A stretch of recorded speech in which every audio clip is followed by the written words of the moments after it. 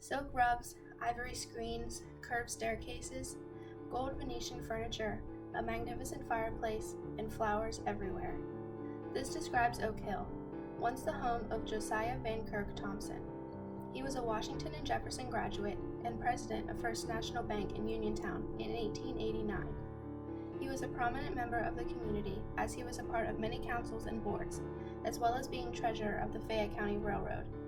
He convinced companies like American Steel to develop the coal fields in his area, and then proceeded to buy coal lands from farmers and resell it for a huge profit. If he were to have sold this land and his many other assets, it would have brought in $11,200,000,000. But what is enough?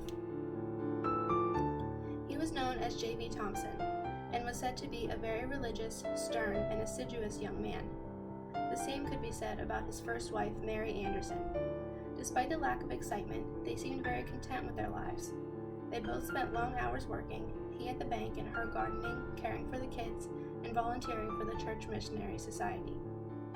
The first sign that J.V. wanted more out of life was that he suggested he and Mary purchase and move to Oak Hill, but at that time, work was the most important aspect of their lives, and moving to this home would have taken them farther from the bank. After his first wife died in 1896, he threw himself even further into his work and focused on his dream of building a beautiful and elaborate building to house the First National Bank. At the beginning of the 20th century, J.V. was approached by Blanche Gardner, also known as Honey. She had family in the area and wanted him to help her invest in the coal industry. He began accompanying his partner on business trips to New York. Of such trips, he usually complained, but this is where Miss Honey lived, and so he began to quite enjoy them. J.V. and Honey got married on August 10, 1903, he at age 50 and her only 31. Honey had changed him. The next day, the couple embarked on a 15-month honeymoon around the world, during which they collected all the furnishings for their new home, Oak Hill.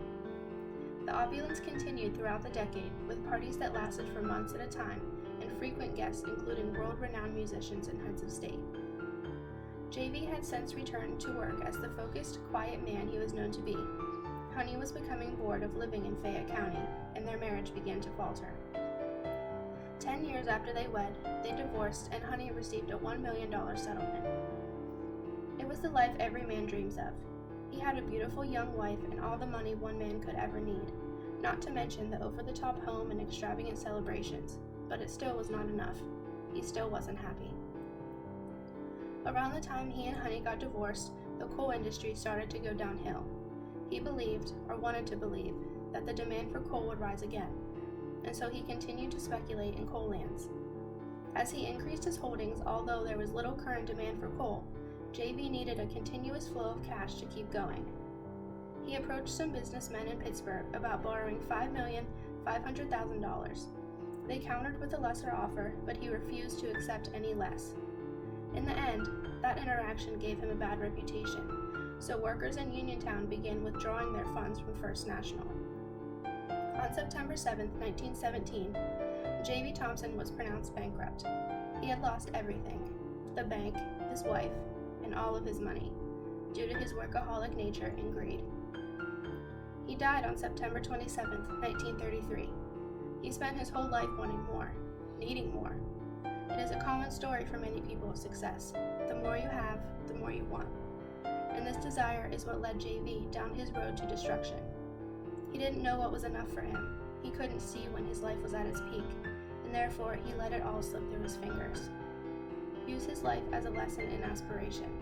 Possess them, but don't let them possess you.